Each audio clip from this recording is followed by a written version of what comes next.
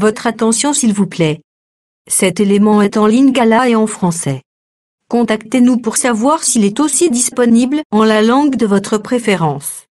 Veuillez aussi noter qu'il est en audio uniquement, dépourvu de ce fait d'image originaire. ChristEquality.com. Les cieux sont à la portée de votre main, juste par un simple clic de la souris. Évangileéternel.com. Conservation et partage de l'évangile éternel. En collaboration avec l'homme de Dieu, le Dr Jean-Pierre Moubenga, vous propose de suivre cette présente rubrique pour votre édification spirituelle. Tous les enseignements du Dr Jean-Pierre Moubenga sont disponibles sur christequality.com/jpmoubenga.html. Bonne édification au nom de notre commun Seigneur et Dieu Jésus-Christ. Amen. Invitons toi, Abraham, de croire que Jésus est ici avec toi. Et nous voulons que tu ne te laisses pas distraire par qui que ce soit ou par quoi que ce soit. Nous sommes en train de partager la parole de Dieu. Nous avons commencé à parler sur les liens de Pléiades.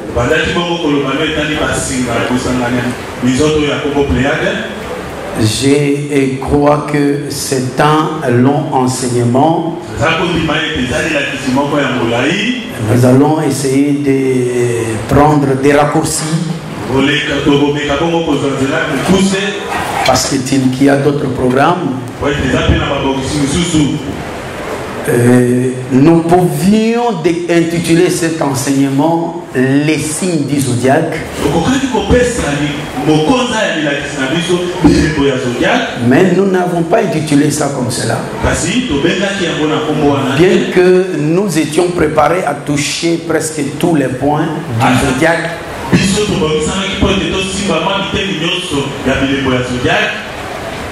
Mais nous avons préféré appeler ça les liens de Pléiades,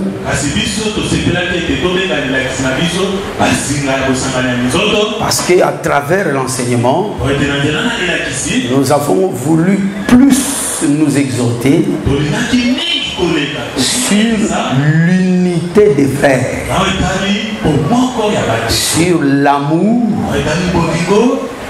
c'est-à-dire les liens de la perfection.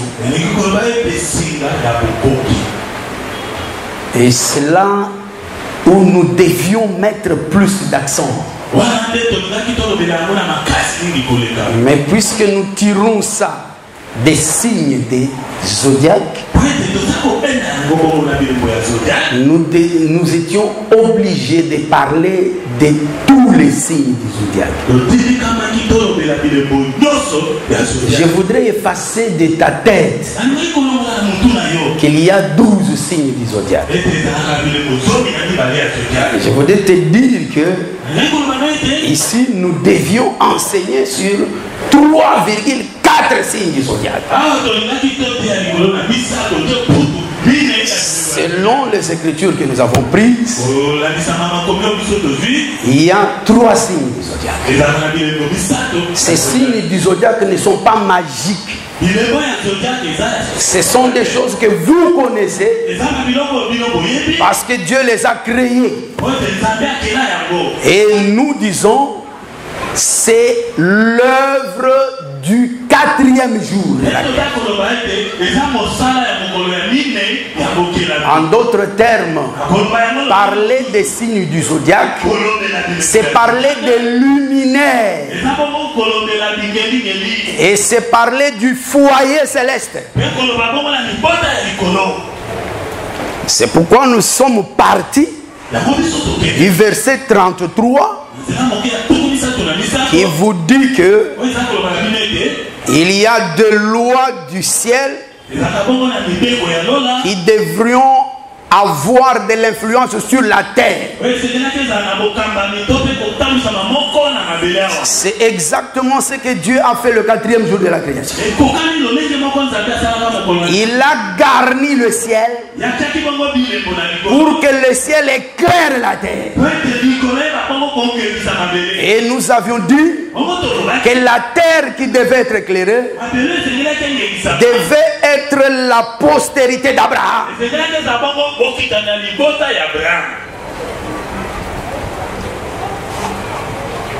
C'est pourquoi nous sommes obligés de prendre des raccourcis.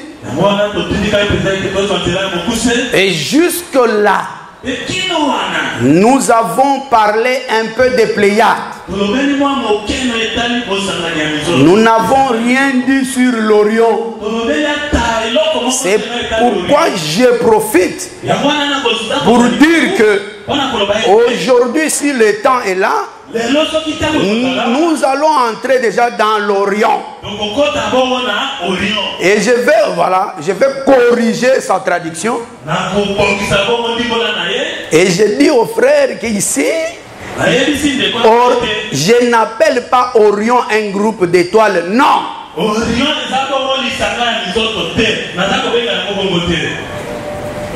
Orion, nous allons le découvrir, c'est la lune, c'est une tente.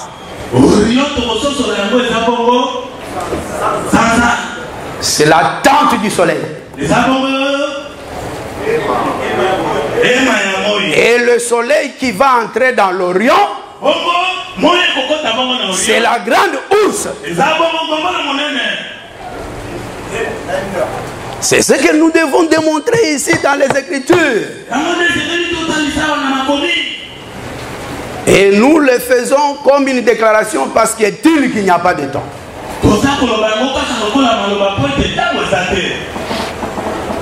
Mais avant d'entrer un peu dans l'Orient, nous disons d'abord ceci. Les Pléiades, très bien, il traduit ça bien. Les Pléiades, c'est l'assemblée des étoiles. Et les étoiles, c'est clairement traduit ou interprété par les Écritures que nous avons déjà données. Genèse 22 dit que la postérité d'Abraham est représentée par un groupe d'étoiles. On a dit à Abraham, regarde le ciel. Il a vu les étoiles au ciel. Ce n'était pas une seule étoile, c'était plusieurs étoiles. Et Dieu interprète les étoiles. Il dit que telle sera ta postérité. Et tout fils d'Abraham doit savoir que lorsqu'on parle du rassemblement des étoiles, c'est qu'on parle de la postérité d'Abraham. Est-ce que nous sommes ensemble avec les frères? Nous avons encore vu que Néhémie interprète les étoiles aussi comme des fils. Ce n'est pas seulement Néhémie. Genèse 37. Lorsque Joseph a vu la vision, parce que Joseph a vu la vision des zodiaques, il a vu le soleil, il a vu la lune, il a vu les étoiles. Et le papa de Joseph a interprété la vision. Il a dit que moi Jacob, je suis le soleil. Parce que nous allons découvrir que Jacob c'est la grande ours.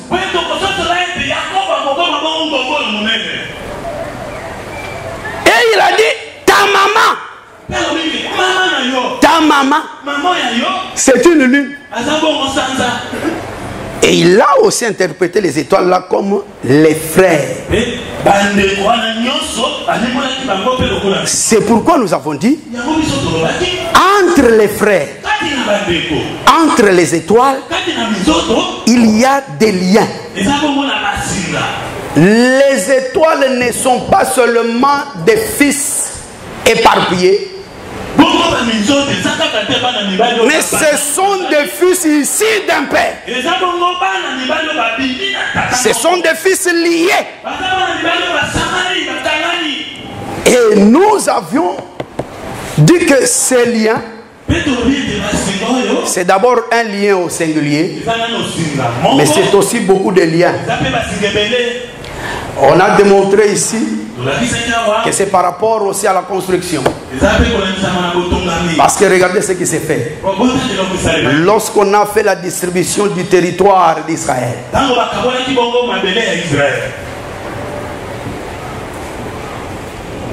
à un certain moment, les Lévites sont venus. Ils sont venus vers Josué. Ils lui ont rappelé ce que Moïse avait dit. Parce qu'il n'y avait pas un territoire pour eux. Mais Moïse avait dit, pour eux, vous allez demander aux fils d'Israël de leur donner des portions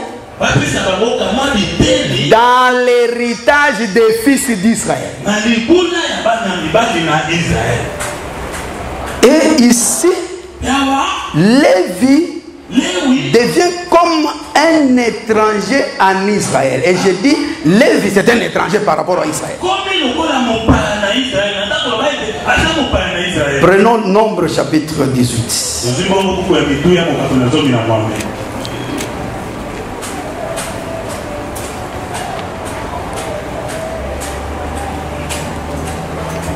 Nombre 18, nous lisons.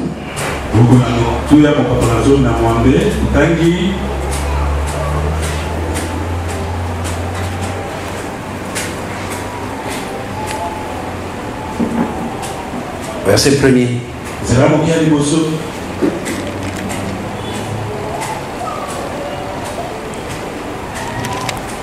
Et dit l'Éternel dit à Aaron, toi et tes fils et la maison de ton père avec toi. Aaron, les fils d'Aaron et la maison du père d'Aaron. Vous porterez la peine des iniquités commises dans les sanctuaires.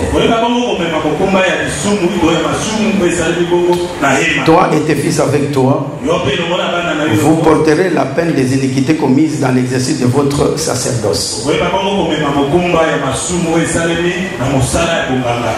Nous allons sauter. Nous prenons le verset 20. L'Éternel dit à Aaron, tu ne posséderas rien dans leur pays. Leur pays, c'est le pays de qui? Des enfants d'Israël. Donc Lévi est pris pour un étranger par rapport aux enfants d'Israël. Il dit, il n'y aura point de part pour toi au milieu d'eux. C'est moi qui suis ta part et ta possession. Au milieu des enfants d'Israël. Donc le Seigneur a pris lorsqu'on faisait la distribution, tout le monde a pris une part, une portion de terre dans la terre promise. Mais Lévi n'avait rien pris. Et Genèse 49 que nous avons lu, le verset 7, devait s'accomplir parce que Jésus avait dit, l'Éternel avait dit que je vais séparer Lévi et je vais les disperser. Ils seront dispersés en Israël. Regardez ceci. Chaque enfant d'Israël devait avoir une portion de terre en Israël. Mais Lévi devait attendre que chaque enfant lui fasse un don sur l'héritage de chaque enfant. Donc chaque enfant prenait Lévi dans sa maison. C'est comme j'ai ma maison. Lui a sa maison, tout le monde, nous avons nos maisons. Mais Lévi n'a pas de maison. Maintenant il vient, on le partage. Une portion habite chez lui, une portion habite chez lui, une portion habite chez moi, une portion habite chez moi. C'est comme ça que Lévi fut dispersé. Est-ce que vous me suivez, frère? Lévi à la naissance, Dieu l'avait appelé lien. Est-ce que vous êtes avec nous? Donc quand on les sépare comme ça, il devient plusieurs liens maintenant. Il était un lien, une alliance. Maintenant il devient plusieurs liens. Donc il se retrouve chez chacun. Il fait l'œuvre du ciment pour lier un frère avec l'autre. Chaque frère, nous sommes unis par Lévi. Est-ce que vous êtes avec nous, frère? Et Lévi qui est aussi l'amour. Parce qu'il faut savoir que ce Lévi ici, c'est aussi l'enseignement. Je n'ai pas le temps de démontrer ça. Mais ce même Lévi, ce sont aussi les hommes. Les hommes. Vous allez remarquer ceci. Hébreux chapitre 7. Lorsqu'on parle de la dîme, il y a une phrase qui est là-bas, qui avait embrouillé beaucoup de frères et qui pensaient que la dîme ne peut pas être donnée.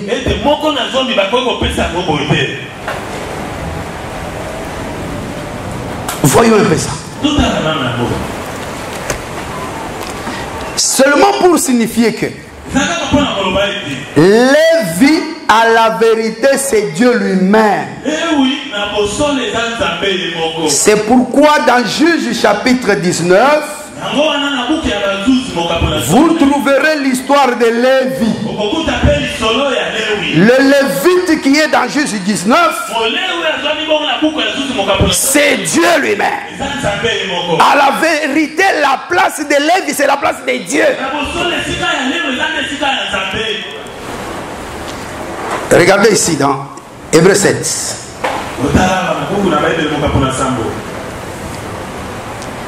Il dit ceci. Je prends le verset 7. Donc d'abord le verset 5. Ceux des fils de Lévi qui exercent le sacerdoce ont, d'après la loi, l'ordre d'élever la dîme sur le peuple.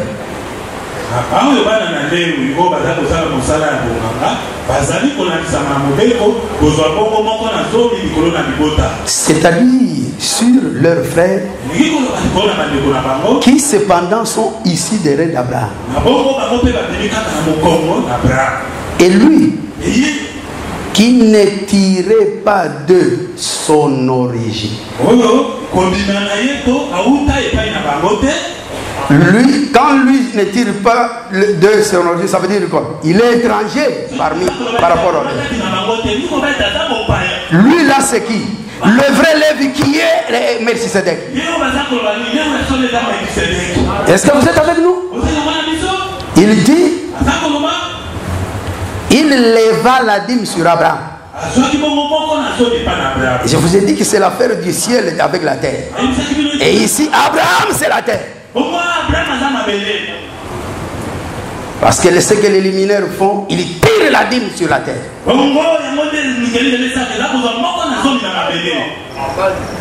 Et il bénit celui qui avait les promesses. Or, c'est sans contredit, ça personne ne peut contredire ça. L'écriture dit que c'est sans contredit l'inférieur qui est béni par le supérieur. Cela veut dire, ici Abraham est inférieur et Melchisedec est supérieur. Est-ce que vous êtes avec nous?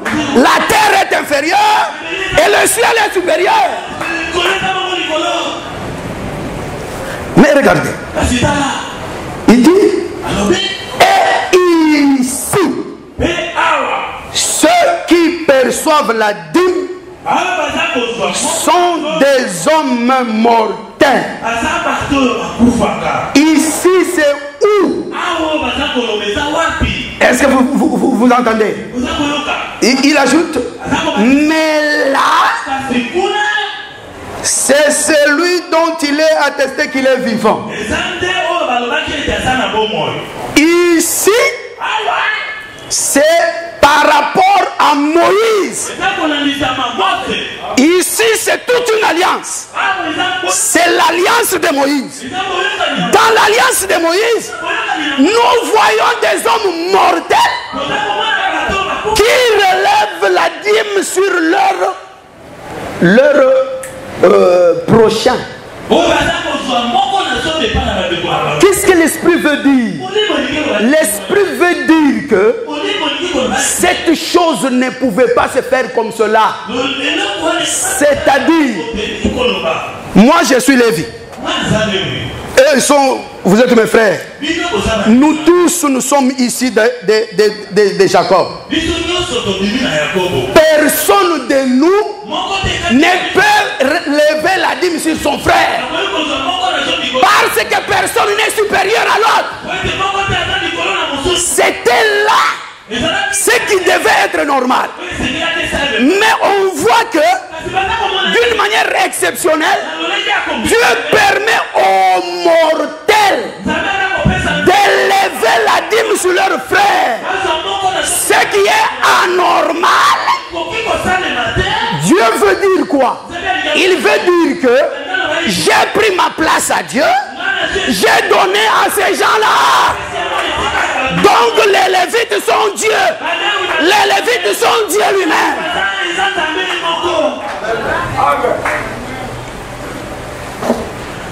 Et je profite pour exhorter aux frères. On ne donne pas la dîme à quelqu'un. Si tu vois quelqu'un, tu donnes la dîme à quelqu'un, tu as de l'insuffisance dans la connaissance. La dîme se donne à Dieu. C'est la part de l'Éternel. Parce que Lévi, à la vérité, ce n'est pas un humain. Remarquez encore. Exode chapitre 4. Moïse s'est dit, j'ai la langue embarrassée. Alors que Dieu lui a dit, je t'ai fait Dieu. Maintenant il dit, j'ai la langue embarrassée. Quand je vais parler, les hommes ne comprendront pas. Est-ce que vous êtes avec moi? L'Écriture l'a dit, la colère de Dieu s'enflamma. Cet enflammement de colère est salutaire. On la retrouve dans Hébreux chapitre 8 verset 8. Hébreux 8 verset 8 appelle ça l'expression de blâme. La Bible dit, cette alliance ici, l'alliance nouvelle, elle est sortie d'une expression de blâme. Et effectivement, c'est ce qui s'est fait dans Exode 4. Puisque le langage de Moïse était difficile, maintenant Dieu s'enflamme et dit, écoutez ce que Dieu a dit. Je répète in extenso. Il n'y a-t-il pas ton frère Aaron, virgule, le Lévite, virgule, lui parlera bien au peuple. Est-ce que vous m'entendez, frère? Il y a déjà là-bas toutes les deux alliances. La difficulté de parler de Moïse, c'est toute une alliance. Et la solution que l'Éternel donne, c'est Aaron. Est-ce que vous êtes avec moi? C'est pour dire que Aaron, ou du moins Lévi, parce que Aaron c'est Lévi, Aaron ses enfants et les frères, c'est tout le monde c'est Lévi. Est-ce que vous êtes avec nous, mes frères? Lévi, c'est l'un des fils de Jacob. Il a mis beaucoup d'enfants au monde. Tous ces enfants-là s'appellent aussi Lévi. Et le service que Moïse a fait, il les a dispersés partout. Dans chaque tribu, tu devais trouver Lévi présent. Donc il était comme le ciment. Parce que nous avons dit, nous sommes les sanctuaires de Dieu. Est-ce que vous croyez que nous sommes les sanctuaires de Dieu? Et nous sommes chacun une pierre vivante. Toi, tu dois croire que tu es une pierre vivante. Moi, je dois croire que je suis une pierre vivante. Et nous le sommes comme Jésus lui-même est pierre vivante. Et Jésus est en train de faire l'œuvre de nous rassembler, de nous mettre ensemble. Le joint qui nous unit s'appelle aussi Lévi. Est-ce que vous êtes avec nous?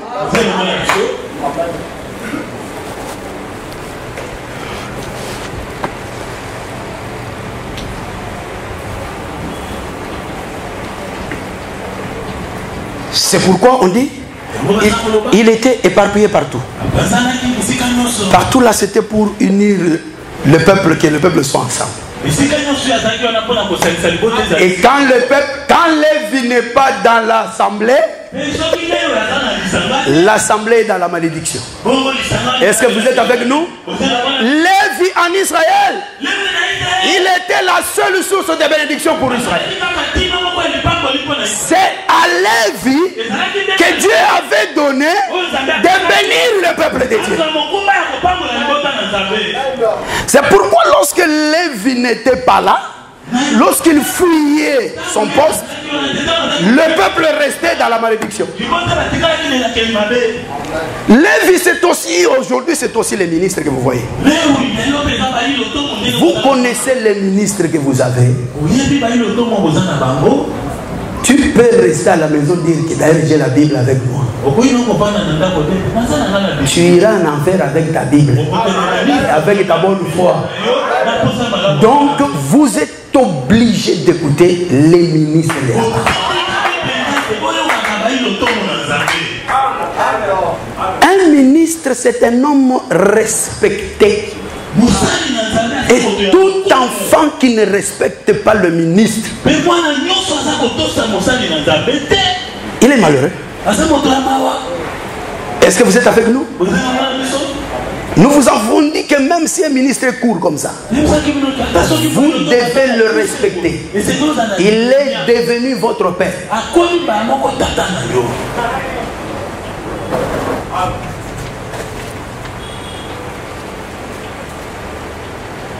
Donc mes frères, le mystère des Pléiades, c'est le mystère d'unir les frères. Et nous vous avons dit qu'avant que nous puissions nous rendre compte que il nous faut être unis, nous avions déjà été unis. Je ne sais pas si quelqu'un m'a compris. Notre unité n'est pas de la terre. Notre unité est depuis nos origines. Je voulais te dire ici, frère, si tu viens du Congo central, tes origines véritables ne sont pas le Congo central. On l'a prouvé ici. Si tu viens de Bandundu, tes origines ne sont pas Bandundu. Laissez les gens de Bandundu enterrer leurs morts. Laissez les gens de l'Équateur enterrer leurs morts. Laissez les gens de Kasaï enterrer leurs morts. Toi, tu as une autre origine. Reconnais tes frères. Et ces frères ne sont pas tes frères par ta volonté. Est-ce que vous êtes avec nous? Éphésiens chapitre 4 dit ceci.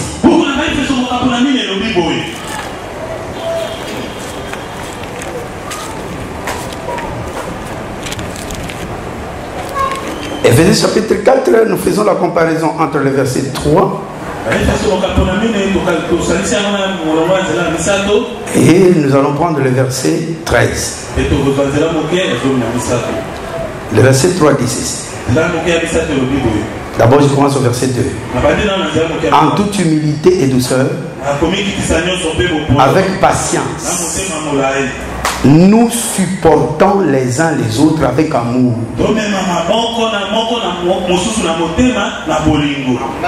Vous efforçant de conserver l'unité de l'esprit par les liens de la paix.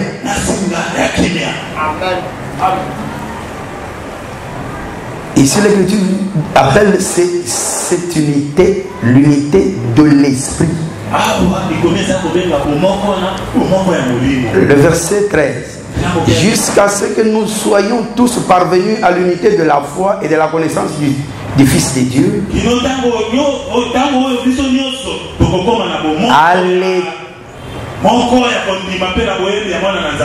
à l'état d'homme fait à la mesure de la stature parfaite de Christ. Le verset 13, c'est ce que nous vivons, ce que nous voyons. Parce que l'unité de la foi, c'est ce que nous consolidons lorsque la parole est en train d'être prêchée. Ça vient de l'œuvre du ministère. Et cela s'est fait sous les cieux. Mais l'unité de l'esprit nous a précédés sous les cieux. L'unité de l'esprit s'est faite avant la fondation du monde. C'est pourquoi sous les cieux, nous ne consolidons pas l'unité de l'esprit, mais nous nous esforçons à la conserver. C'est pourquoi nous avons dit les liens, l'amour qui doit être entre les frères, c'est quelque chose qui ne vient pas de la volonté des hommes. C'est quelque chose qui a précédé notre existence sur la terre. Et regardez un peu comment ça s'est fait. Prenons encore cet autre verset de Psaume 50.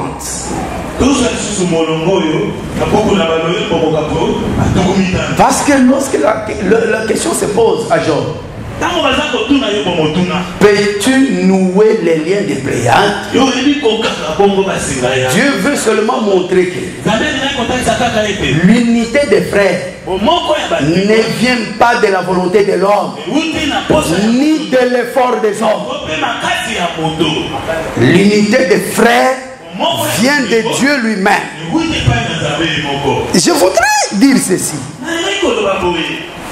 Aaron, comme étant les liens, c'est-à-dire l'unité, il a été aussi la bouche de Moïse. Regardez cette écriture. Psaume 50, verset 1er. Psaume d'Asaph. Dieu, l'Éternel parle. Azoloba. Et convoque la terre. Depuis le soleil levant jusqu'au soleil couchant. Cette écriture nous révèle quoi? Elle nous révèle que lorsque Dieu parle, il convoque la terre. En Israël, lorsqu'il y avait la convocation, c'est que d'abord le peuple était dispersé. Est-ce que vous m'écoutez, mes frères?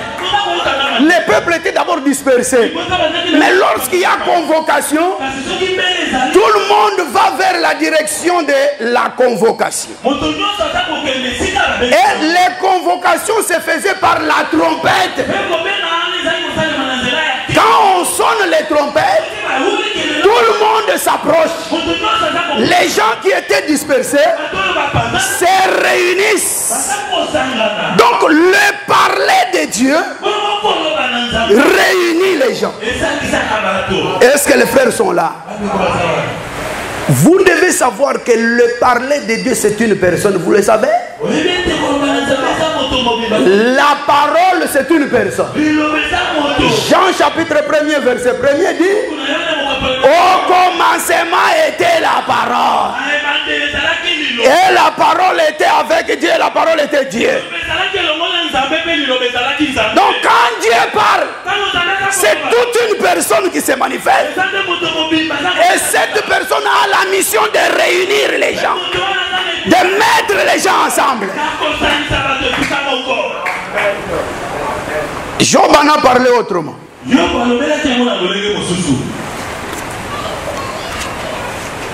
Regardez ça aussi. Je répète la même chose autrement. Job 38 toujours. Les versets 37 et 38. Et les chantres chantent ça parfois. Je ne sais pas s'ils vont se rendre compte de ça. Qui peut avec sagesse compter les nuages? Et c'est toujours les mêmes questions. Hein? Les questions c'est possible. Et verser les outres dessus. Qui peut verser les outres dessus? Tu n'es pas là-bas? Verset 37 38. Et verser les outres dessus. Pour que la poussière se mette à ruisseler. Et que les montes de terre se collent ensemble. Donc, vous devez avoir encore cette image. Quand Dieu ouvre sa bouche, Ésaïe 55 dit: c'est la pluie qui tombe. Parce que l'Écriture dit: ma parole est comme la pluie. Est-ce que vous êtes avec nous, frères? Quand Dieu parle, c'est une pluie qui tombe. Selon Ésaïe 55. Et quand la pluie tombe, elle vise la poussière. La poussière ici, c'est comme les pierres qui sont dispersées. Mais ce sont des petites poussières. C'est dispersé. Mais lorsque la pluie vient, elle a la mission d'emporter la poussière qui était dispersée et mettre cette poussière ensemble. Est-ce que vous êtes avec nous? Donc le parler de Dieu, c'est lui qui unit les frères. Il n'y a personne. Alors personne qui peut mettre les frères ensemble. En d'autres termes, nous voulons dire, nous sommes frères par la volonté ni de toi ni de moi, mais par la volonté de Dieu lui-même.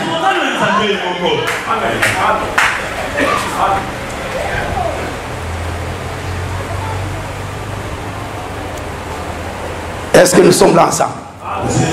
Je vais terminer cette portion avec cette autre écriture de Jean, chapitre 11. Au jour du Seigneur, on parlera des détails sur la dispersion. La dispersion et le rassemblement. Remarquez dans Jean chapitre 11. Quelqu'un a prophétisé là. Verset 51. Or, il ne dit pas cela de lui-même. Il s'agissait de Caïphe.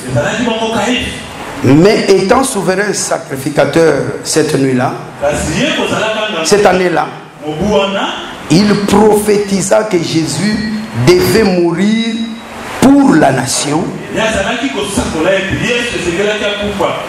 Et ce n'était pas pour la nation seulement. C'était aussi afin de réunir en un seul corps les enfants de Dieu dispersés.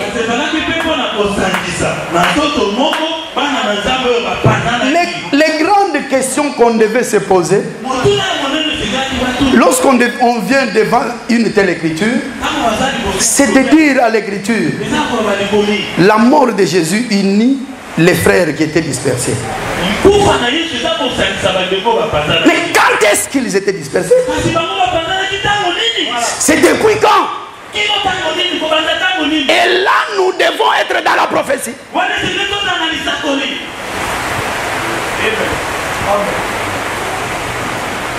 Mais saisissons simplement que quand Jésus est mort, il était venu pour consolider Israël, la nation dont il est question, mais aussi réunir les enfants de Dieu dispersés. Et les enfants de Dieu qui étaient dispersés, c'est toi et moi. Nous étions des étoiles qui étaient dispersées. C'est seulement Jésus qui a la capacité de nous unir. Qui peut séparer ce que Dieu a uni? C'est ça la question que Dieu pose là. Et ici, je voudrais doctrinalement te dire, frère, d'après le livre que nous venons de lire dans Colossiens, chapitre 3, l'écriture dit, par-dessus tout cela, par-dessus quoi? Les petites difficultés que nous pouvons avoir entre nous. Je veux que tu relises encore cette écriture avec moi.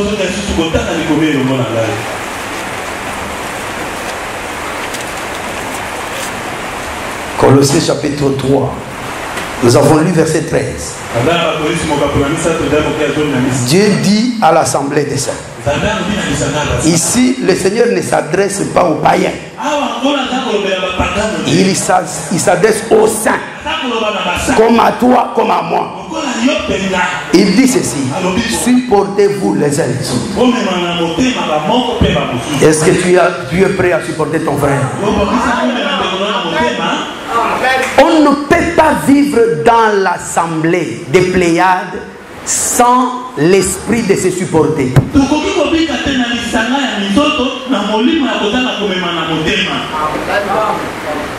Dans la pratique comme ça, lorsque Dieu te demande de te supporter ou de supporter ton frère, c'est qu'il sait que apparemment il viendra des controverses et des disputes entre frères.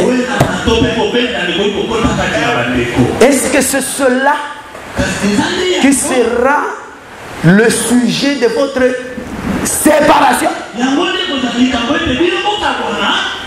Parce que dans les Écritures, il y a deux types de séparation.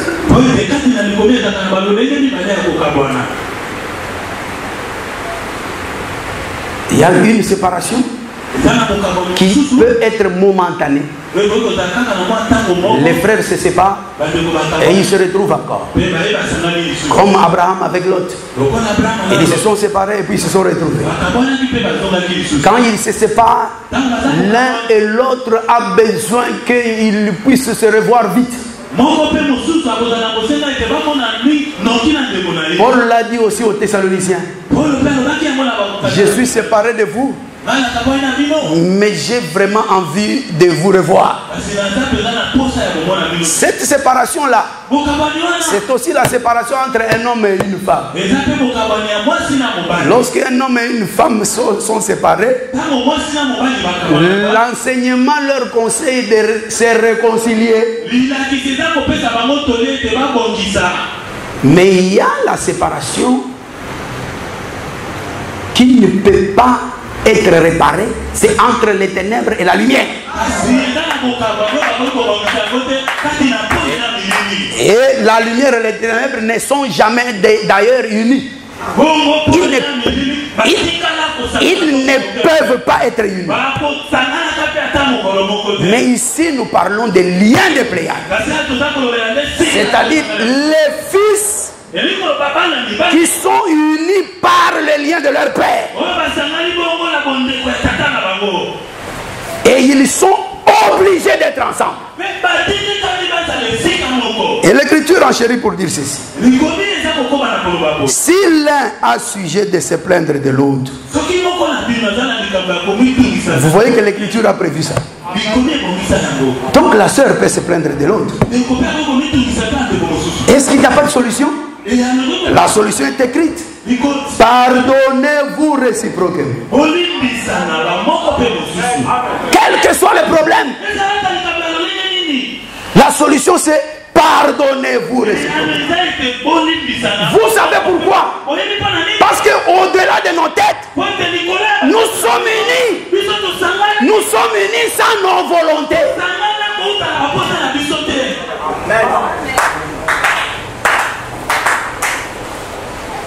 Et il dit,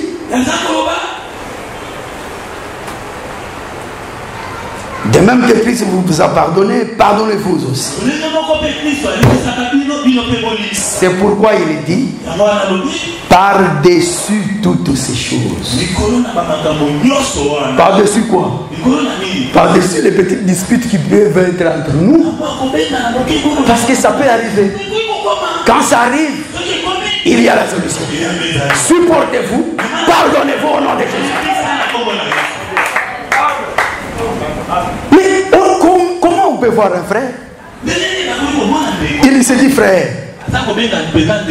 Le frère lui a mal agi contre lui, l'a offensé. Et il le dit même clairement. Je ne vais pas le pardonner. D'après l'écriture.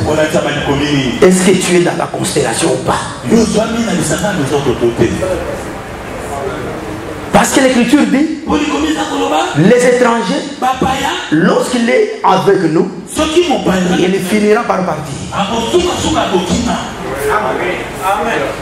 Et le méchant se retire parce qu'il veut faire ce qui lui plaît.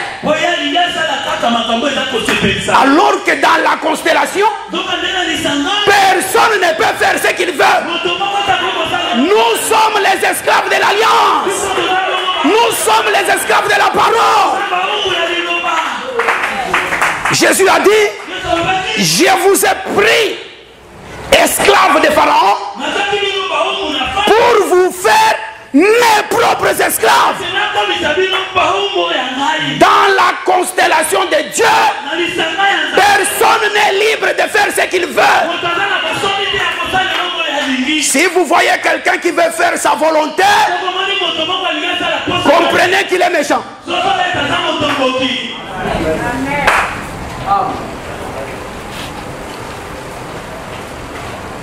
Voilà pourquoi nous avons voulu que vous compreniez que tel que tu es là, tu ne peux pas avoir un problème avec un frère ni avec une soeur. Il n'y a pas l'écriture qui va te soutenir. L'écriture a dit, les problèmes peuvent arriver, mais quand le frère t'offense, tu es obligé de le pardonner pour que Jésus aussi te pardonne.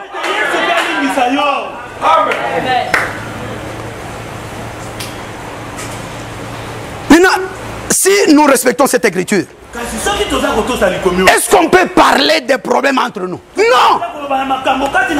Les problèmes ne seront pas. Ils viendront, mais on va toujours les résoudre.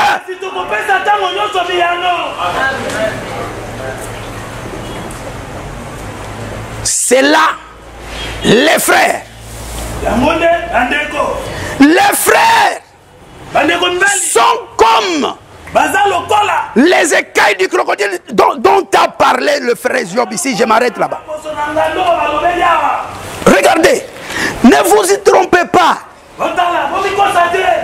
Il y a des méchants. Il y a des méchants. Il y a des esprits qu'on peut identifier dans l'église.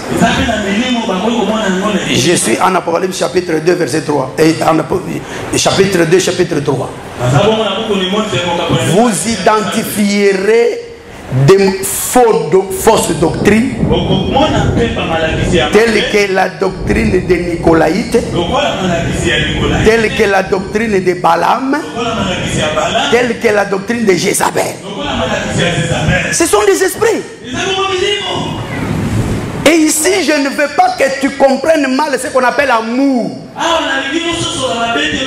L'amour qui nous unit ici est différent des œuvres de Nicolaïte. L'amour qui nous unit ici est différent de la doctrine de Balaam. Vous verrez quelqu'un, il est là. Son amour c'est quoi? Il veut seulement que vous voyez qu'il est bien. Et là, dans son cœur, il souhaite que vous tombiez dans le péché, vous tous. C'est comme ça que Balaam faisait. Balaam faisait, mettait des pieds, il enseignait qu'on mette des pièges devant le peuple d'Israël pour qu'il puisse tomber. Et lui, il restait là comme un vrai prophète. Cet esprit, vous pouvez l'identifier à vos côtés. C'est ainsi que quand tu verras quelqu'un qui vient pour te parler du mal d'un autre, comprends déjà qu'il vient t'envoûter. Il faut le résister. L'accent que je voudrais mettre sur l'amour ici, bien que je n'ai pas le temps d'en parler, c'est que le vrai amour, c'est celui qui fait que tu puisses te sacrifier pour ton frère. Et pratiquement, que tu n'acceptes jamais voir ton frère dans le mal. Est-ce que nous sommes ensemble? Si le frère est dans le mal, si tu le laisses dans son mal, disant que ça le regarde, toi-même tu vas pécher. Même Moïse a prêché ça dans Lévitique 19. Au contraire, pour que tu te débarrasses, il faut appliquer la parole. Il faut t'approcher du frère. Condamner le mal. Quelle que soit son attitude. Nous allons nous arrêter là-bas. L'écriture de Job, je vais quand même lire ça. Et puis nous prions un tout petit peu. Parce qu'on s'arrête ici. Job 41.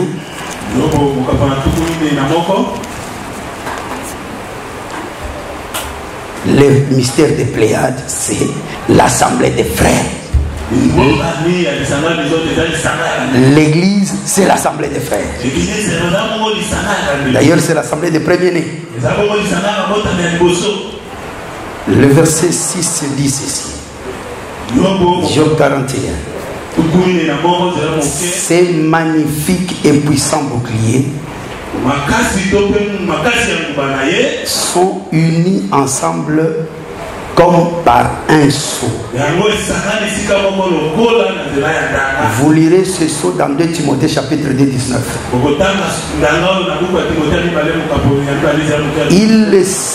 Ils se serrent l'un contre l'autre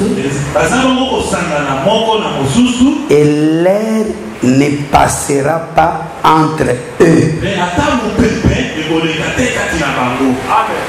Qui a créé? Est-ce que toi tu peux créer les écailles du crocodile? Tu peux créer un crocodile? Donc, t'aimes tellement qu'aucune personne ne peut créer un crocodile. Nous sommes conscients que c'est Dieu seul qui peut le faire. C'est-à-dire, c'est Dieu seul qui peut unir des frères. Mais la manière dont Dieu a uni les frères, il l'a fait que, de manière que l'air ne puisse pas passer. Si tu laisses l'air passer, c'est que tu es distrait. Mettons-nous debout. L'air ici, c'est l'ennemi. La seule personne qui peut nous séparer, nous diviser, c'est l'ennemi. Et nous allons nous opposer à son action. Mettons-nous debout, frères et sœurs. Nous allons d'abord dire merci au Seigneur